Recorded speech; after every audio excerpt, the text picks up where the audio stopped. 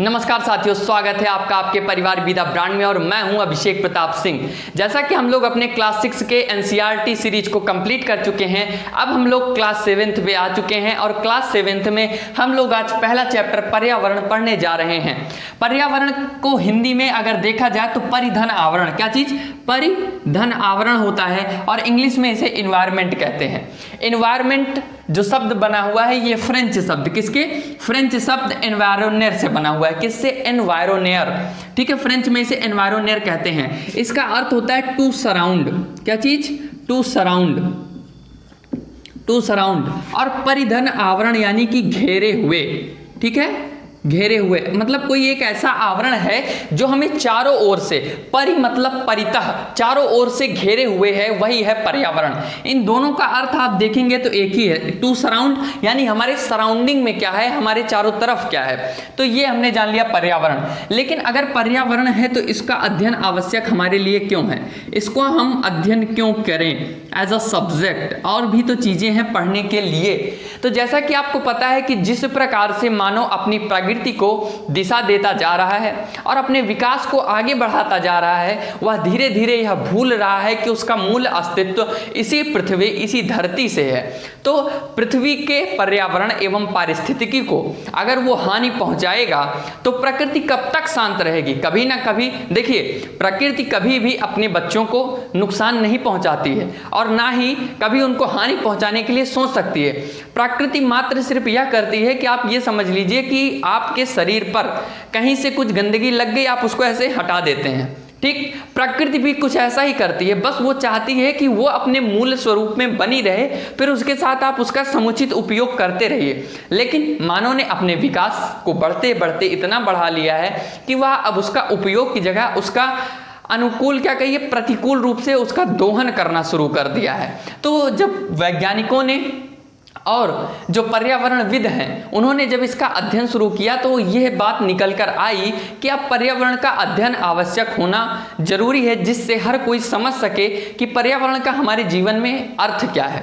तो अगर हम शाब्दिक रूप में जानना चाहें कि पर्यावरण का अर्थ क्या होता है, तो पर्यावरण का अर्थ होता है कि किसी जीवित जीव के चारों ओर, ठीक है, किसी जीवित जीव के चारों ओर उपस्थित जो प्रकृति है, जो वस्तु है, वस्तु में चाहे वो निर्जीव हो, जीव हो, जीवित वस्तु हो, उन सभी के चारों ओर घिरे हुए को, इस प्रकृति क्षेत्र को पर्यावरण कहते हैं।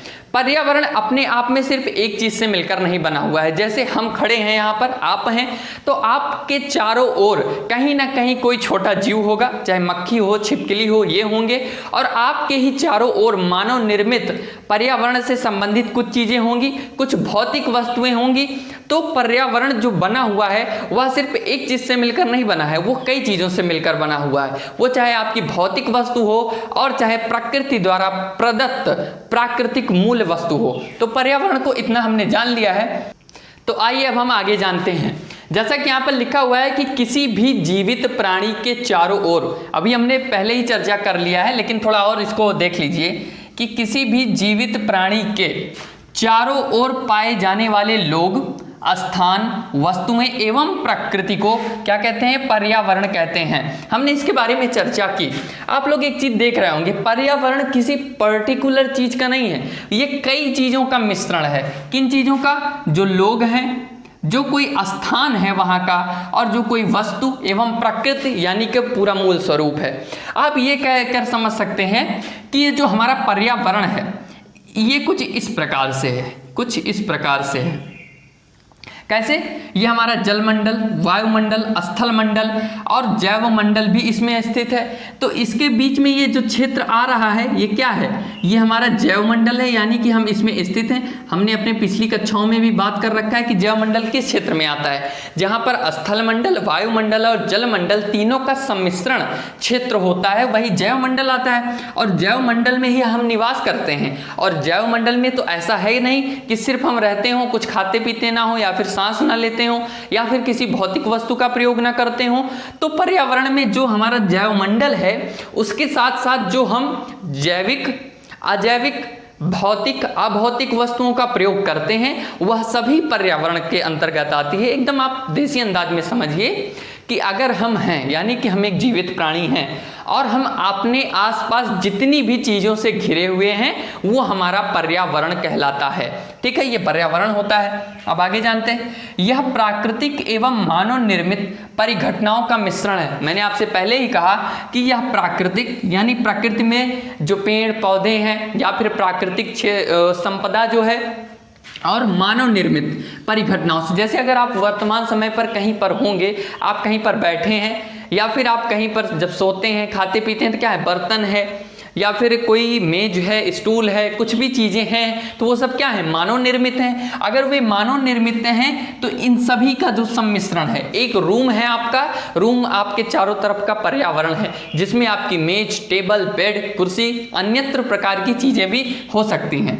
ठीक है, प्राकृतिक पर्यावरण में पृथ्वी पर पाई जाने वाली जीवीय एवं अजीवीय यानी कि living and non living things दोनों परिस्थितियां सम्मिलित हैं, जबकि मानवीय पर्यावरण में मानव की परस्पर क्रियाएं, उनकी गतिविधियां एवं उनके द्वारा बनाई गई रचनाएं सम्मिलित होती हैं।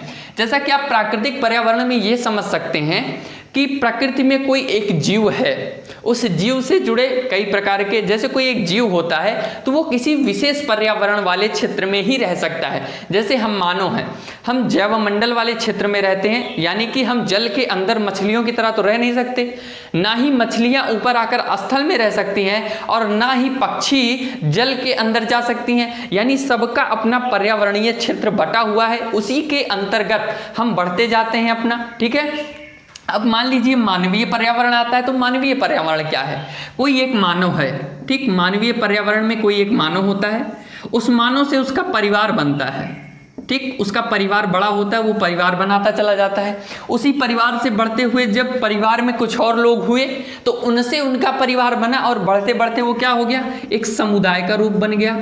ठीक, एक समुदाय का रूप उसने ले लिया। किसने, यानी कि एक मानव ने परिवार बनाया और उस परिवार, कई सारे जब परिवार बन गए तो वो अपना एक समुदाय बन गए। वे समुदाय आगे बढ़कर किसी भी कारण से वो अपने अपने धर्म में परिवर्तित हो गए और धर्म में जब परिवर्तित हो गए तो वो अपना अपना एक अलग समाज उन्होंने बना लिया। तो इस प्रकार से क्या है, वो मानवीय पर्यावरण है। यानी कि एक लिंक से आप शुरू होते हैं, जैसे पेड़ की जड़ एक होती है, उसकी शाखाएं कई सारी होती हैं, उसी प्रकार से मानव से जुड़ी कई चीजें हो सकती हैं। तो यह पर्यावरण के अंतर्गत आता है, इसको हमने जान लिया है। तो जैसा कि यहाँ है कि पर्यावरण को दो भागों में बांटा गया है, एक प्राकृतिक पर्यावरण, एक मानवीय पर्यावरण। तो आइए अब हम जान लेते हैं प्राकृतिक एवं मानवीय पर्यावरण के बारे में। तो आइए अब हम प्राकृतिक एवं मानवीय पर्यावरण के बारे में जानकारी प्राप्त करते हैं। ठीक है, जैसा कि प्राकृतिक पर्यावरण क्या है, आप एकदम सिंपली भाषा में कह सकते हैं कि प्रकृति द्वारा प्रदत्त हमारे चारों ओर के जितने भी उपस्थित आवरण हैं वही प्राकृतिक पर्यावरण है। लेकिन अगर इस संबंध में कहा जाए तो कहीं ना कहीं ये कहना एकदम उचित है कि सब कुछ तो हमें प्रकृति ने ही तो दिया है। हमने क्या किया है, हमने प्रकृति में उपस्थित वस्तुओं को यूटिलाइज किया है। ठीक है, उनमें से किन किन चीज़ों को निकाल, जैसे पेड़ प्रकृति ने हमें दिया, पेड़ को हमने काट पीट कर बेड बनाए, सोफा बनाए, कुर्सी मेज इत्यादि चीज़ें बनाई। प्रकृति ने ही हमें खनिज संसाधन दिए, उन्हीं का प्रयोग करके तो कहीं ना कहीं आप ये समझ सकते हैं कि जो मूल है वो हमारी प्रकृति ही है, उससे निकाल कर हम अपनी वस्तुओं को बना रहे हैं। तो पहले हम प्राकृतिक पर्यावरण में जानते हैं भूमि, जल, वायु, पेड़। क्या चीज, भूमि, जल, वायु, पेड़, पौधे एवं जीव जंतु मिलकर प्राकृतिक पर्यावरण बनाते हैं। जैसा कि हमारे वेदों पुराणों में भी कहा गया है कि क्षिति जल पावक गगन समीरा पंच तत्व से बना शरीरा। तो आप देख सकते हैं क्या कह रहा है कि भूमि, जल, वायु, पेड़ पौधे एवं जीव जंतु, और उसमें भी यही चीज कह रहा है कि पंच तत्वों से हम मिलकर बने हुए हैं।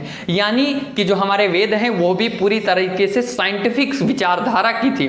तो एक एक चीज को अगर हम समझें तो कहीं ना कहीं हर चीज हमें अपने पूर्वजों से संबंधित मिलती है, उनसे रिलेट करके हमें प्राप्त होती है। तो ये था प्राकृतिक पर्यावरण।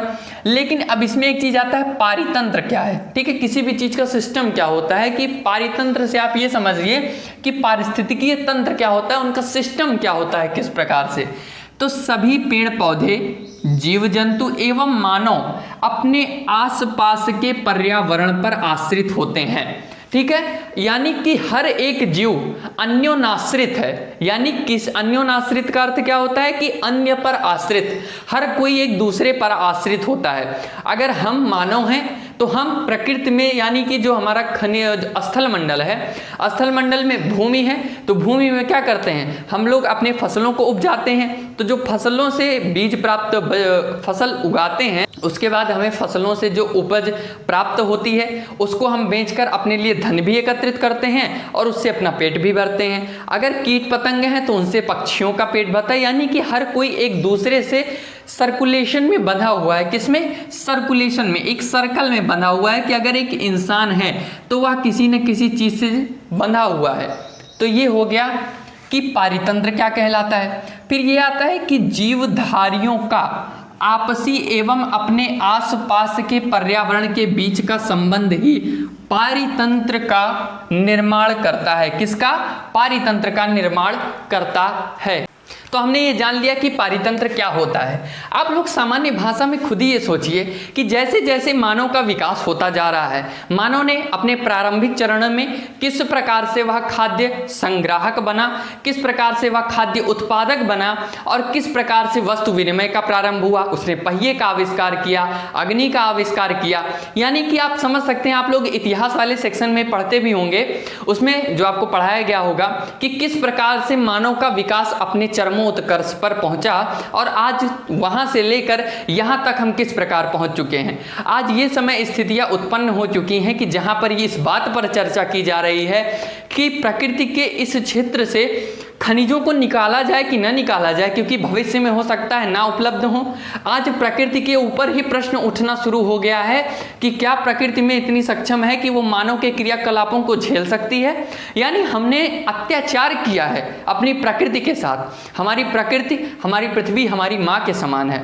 तो अगर हमारी किसी चीज को पूर्ति करने की आवश्यकता है तो पृथ्वी उसे पूर्ण करने में एकदम सक्षम है। लेकिन अगर हमारे अंदर किसी चीज को प्राप्त करने की इच्छा या फिर ये कह लीजिए कि आप लालच बस गया है तो उसको पृथ्वी कभी नहीं पूरा कर सकती। इस पर एक कोटेशन भी बड़ी अच्छी कही जाती है कि earth can fill your need but not your greed. वो आपकी आवश्यकताओं को पूर्ण कर सकती है लेकिन वे आपके लालच को पूर्ण नहीं कर सकती है। इस प्रकार हम प्राकृतिक संसाधनों का इतना अधिक प्रयोग कर रहे हैं कि यह संभव है कि आने वाले भविष्य में हो सकता है वह बचे ही ना। तो हमें प्रकृति को सुरक्षित रखना होगा। इसलिए इन सब चीज़ों का अध्ययन आवश्यक है कि किस प्रकार से हमारे कारण किसी जीव को नुकसान पहुंच रहा है। आप लोग एग्जाम्पल देख रहे होंगे, अभी पिछले ही साल हुआ था कि टिड्डियों का हमला बहुत हुआ। क्यों हुआ? हमने अपने विकास को इतना ध्यान दिया कि हम सिर्फ अपने विकास में लगे रहे। यानी कि हम सेंट्रिक हो गए एकदम कि हमें अपना विकास चाहिए, अन्य जीव मरते हैं हमें फर्क नहीं पड़ता। हमने प्रकृति के साथ छेड़छाड़ किया, पक्षियों की जनसंख्या कम हो जा रही है।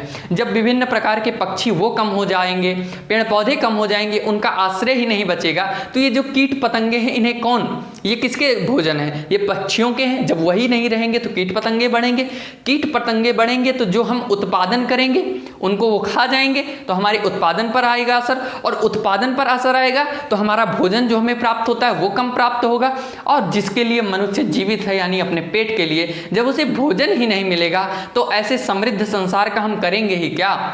तो इसलिए यह बहुत ही विचारणीय बात है कि अपने आप को एवं अपने प्रकृति को सदैव संरक्षित करके उसका प्रयोग करना चाहिए। उसी के साथ हम जानते हैं मानवीय पर्यावरण को।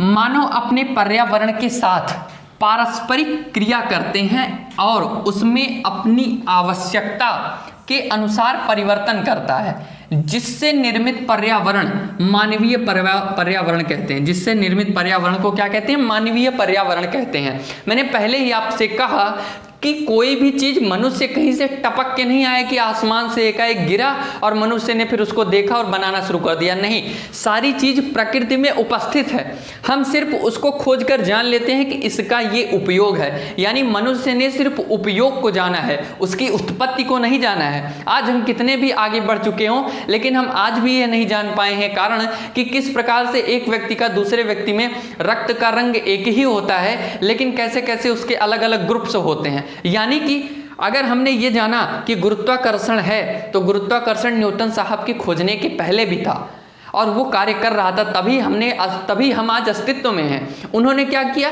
उन्होंने सिर्फ बताया कि ये ऐसी कोई शक्ति उपस्थित है, तभी हम आज अध्ययन कर पा रहे हैं। यानी प्रकृति में सब कुछ उपस्थित है, हम सिर्फ उसे उपयोग करते हैं, अपने अनुसार उसे ढाल लेते हैं। तो हमें उसका दोहन नहीं करना है, उसका संरक्षण करते हुए इस प्रकार से करना है कि आने वाली पीढ़ियां भी उसका सतत विकास कर सकें, ठीक है, सस्टेनेबल यूज कर सकें। तो इसी के साथ हमारा पर्यावरण वाला ये सेगमेंट कंप्लीट होता है।